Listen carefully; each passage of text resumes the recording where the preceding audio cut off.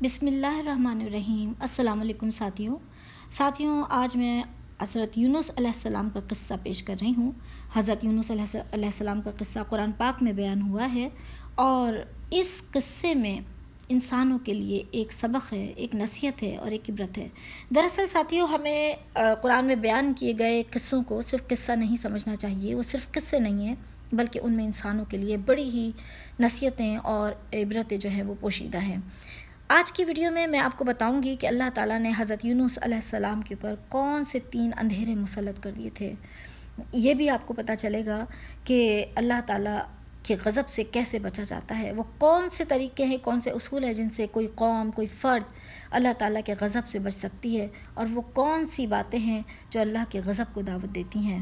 اور ہم یہ بھی دیکھیں گے کہ کس طرح سے حضرت یونس علیہ السلام نے اللہ کے غضب سے جو ہے وہ نجات حاصل کی۔ تو آئیے ہم آج کے قصے کی طرف بڑھتے ہیں۔ حضرت یونس علیہ السلام عراق کے علاقے نینوی میں، جو کہ آج کل کا موجودہ موصل ہے، نبی بنا کر بھیجے گئے تھے۔ یہ آشوریوں کا پایہ تخت تھا اور انہوں نے 1,00,000 بنی اسرائیلیوں کو قیدی بنایا ہوا تھا۔ اس قوم کی ہدایت کے لیے اللہ تعالیٰ نے حضرت یونس علیہ السلام کو نبی بنا کر بھیجا تھا ساتھیوں، اور یہ 7 سال تک قوم کو نصیحت کرتے رہے۔ مگر یہ قوم ایسی تھی جو بت پرست تھی اور انتہائی ہٹ دھرم اور ضدی تھی۔ یہ شرک میں مبتلا تھی۔ انہوں نے اللہ تعالیٰ کے دین کا انکار کیا اور کسی صورت بھی یہ ایمان لانے پر تیار نہ ہوئے۔ حضرت یونس علیہ السلام انتہائی غمزدہ اور دل گرفتہ تھے۔ وہ برابر تبلیغ کرتے تھے لیکن یہ لوگ ایمان نہیں لاتے تھے۔ آخر ایک دن حضرت یونس علیہ السلام اللہ کی اجازت کے بغیر ہی انتہائی دل گرفتگی کے عالم میں اور غمزدہ ہو کر اس بستی سے نکل گئے۔ آپ سمندر پر پہنچے اور وہاں جا کر ایک کشتی میں سوار ہو گئے۔ وہاں آپ اللہ کی اجازت کے بغیر ہی چونکہ اپنی قوم کو چھوڑ کر گئے تھے، تو اس زمانے میں ایک یہ تصور کیا جاتا تھا کہ اگر کوئی غلام اپنے مالک سے بھاگ جائے، آقا سے بھاگ جائے، تو اس کی کشتی جو ہے وہ بیچ مجدھار میں گر جاتی ہے۔ خدا کا کرنا کیا ہوا کہ حضرت یونس علیہ السلام جس کشتی میں سوار تھے وہ بیچ سمندر میں جا کے مجدھار میں گر گئی، اور موجوں میں گرنے کے بعد وہ جب گرداب میں گری تو لوگوں نے یہی سمجھا کہ ضرور کوئی غلام ہے جو اپنے آقا سے بھاگ کر آیا ہے۔ ادھر حضرت یونس علیہ السلام کی حالت بھی کچھ ایسی ہی تھی کہ وہ چونکہ اللہ تعالیٰ سے بغیر اجازت کے آئے تھے تو وہ اپنے آپ کو بھی گویا ایک بھاگا ہوا غلام ہی تصور کر رہے تھے۔ تو لوگوں نے کہا کہ قرآن دازی کی جائے، اور ایسی صورت میں جب قرآن دازی کی گئی تو 3 مرتبہ قرآن دازی میں حضرت یونس علیہ السلام کا نام ہی نکلا، اور جب حضرت یونس علیہ السلام کا نام نکلا تو چاروں ناچار انہوں نے خود کو سمندر کی موجوں کے سپرد کر دیا۔ جو ہی حضرت یونس علیہ السلام سمندر کے سپرد ہوئے تو ادھر اللہ تعالیٰ نے مچھلی کو حکم دیا، جو کہ وہل مچھلی تھی، اور کہ یہ حکم اللہ کی طرف سے تھا وہل مچھلی کے لیے کہ انہیں ثابت نگل لے، اور یوں اللہ کے حکم سے حضرت یونس مچھلی کے پیٹ میں چلے گئے۔ قرآن میں سورہ صافات میں اللہ تعالیٰ نے فرمایا ہے، اور بلا شبہ یونس نبیوں میں سے تھے۔ جب بھاگ کر پہنچے بھری کشتی پر، پھر قرآن دازی ہوئی تو یہ مغلوب ہو گئے، تو پھر انہیں مچھلی نے نگل لیا اور وہ خود اپنے آپ کو ملامت کرنے لگے، یعنی وہ بہت شرمندہ ہوئے اور انہیں اپنی غلطی کا بڑا احساس ہوا۔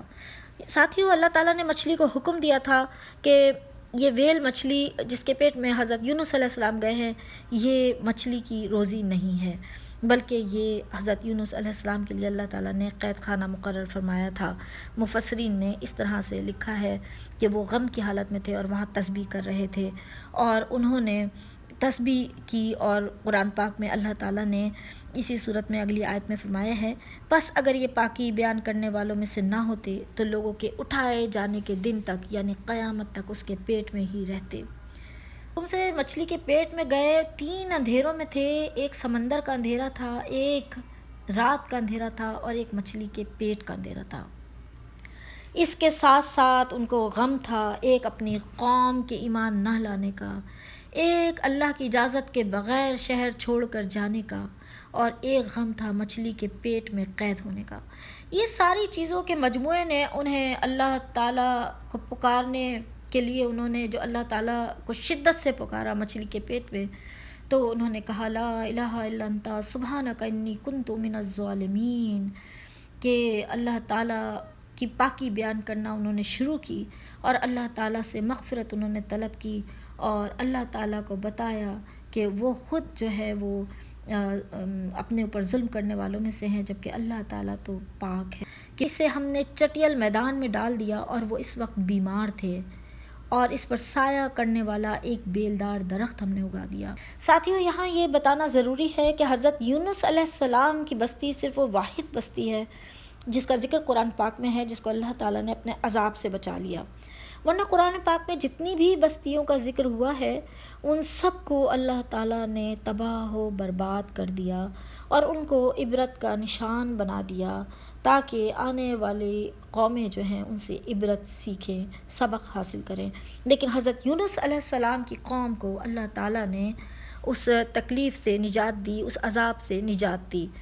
ہوا کیا ساتھیوں، ان کو کس طرح نجات ملی؟ حضرت یونس کا تو آپ نے سن ہی لیا، جب حضرت یونس کو مچھلی نے اگل دیا اور آپ کو پر اللہ کا کرم ہوا، رحم ہوا اور ان پر پتوں والی بیل نے سایہ کیا۔ ادھر ان کی بستی کے لوگ حضرت یونس علیہ السلام کو ڈھونڈنے نکلے تھے۔ کیوں؟ اس لیے کہ ان پر اللہ تعالیٰ کے عذاب نے گرفت کرنی شروع کر دی تھی۔ اللہ تعالیٰ کا عذاب ان کے گھروں پر منڈلانے لگا تھا۔ اللہ تعالیٰ کے عذاب کو انہوں نے اس طرح سے دیکھا کہ گہرے سیاہ بادل ان کے گھروں کی طرف بڑھ رہے تھے، اور اس کے علاوہ انہوں نے دیکھا کہ سخت دھواں جو ہے وہ نکل رہا ہے اور ان بادلوں سے، اور وہ ان کے قریب مکانوں کے ہوتا جا رہا ہے۔ ان کی چھتیں جو تھیں وہ بالکل مکانوں کی تاریک ہو گئی تھیں، اور یہ آثار جب انہوں نے دیکھے تو ساتھیوں انہیں اپنی ہلاکت کا یقین ہو گیا۔ ان کو یہ پتہ چل گیا کہ حضرت یونس علیہ السلام جو تھے وہ بالکل سچ کہتے تھے، اور وہ جس دین کی تبلیغ کر رہے تھے وہ دین سچا ہے۔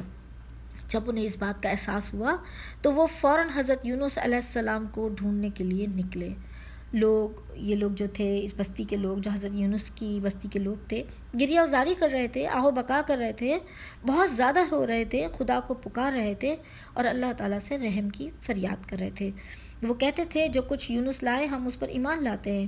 اللہ نے ان کی بات کو سنا اور ان پر سے عذاب ہٹا لیا۔ یعنی یہ ہم جس طرح حضرت یونس علیہ السلام جو کہ ایک نبی تھے، جن کی آزمائش بھی بہت سخت تھی، لیکن اللہ تعالیٰ نے ان کی دعا کو قبول کیا، تو رہتی دنیا تک اللہ مسلمانوں کی دعاؤں کو بھی قبول فرمائے گا جب وہ عاجزی سے اللہ کے آگے گڑ گڑائیں گے۔ اگر ان سے کوئی قصور سرزد ہو جائے اور اللہ سے معافی مانگیں گے اور استغفار کریں گے، تو یہ تسبیح جو ہے لا الہ الا انت سبحانک انی کنت من الظالمین، تو کہتے ہیں کہ یہ تسبیح جو کوئی پڑھے اس کو اللہ تعالیٰ غموں سے اور بلاؤں سے جو ہے وہ نجات عطا فرما دیتا ہے۔ تو اللہ تعالیٰ سے ہٹ دھرمی اور ضد جو ہے وہ اس سے بچنا چاہیے، اللہ سے معافی اور استغفار کرنی چاہیے، اور بلاؤں سے حفاظت کے لیے اللہ تعالیٰ سے ہمیشہ استغفار کا دامن جو ہے وہ تھام کے رکھنا چاہیے۔ تو اللہ تعالیٰ انسانوں پر اپنی رحمت کے دروازے جو ہیں وہ کھول دیتے ہیں، کیونکہ اللہ تعالیٰ بہت رحیم اور کریم ہے، وہ 70 ماؤں سے زیادہ مہربان ہے، اور وہ کسی بندے کو بھی مایوس نہیں کرتا، کیونکہ مایوسی جو ہے وہ اللہ کو پسند نہیں، مایوسی جو ہے وہ کفر ہے۔ تو ساتھیوں، آپ لوگ میری اس چینل کو سبسکرائب کریں، ویڈیو کو لائک کریں۔ اللہ آپ کا حامی و ناصر ہو۔ اللہ نگہبان۔ اللہ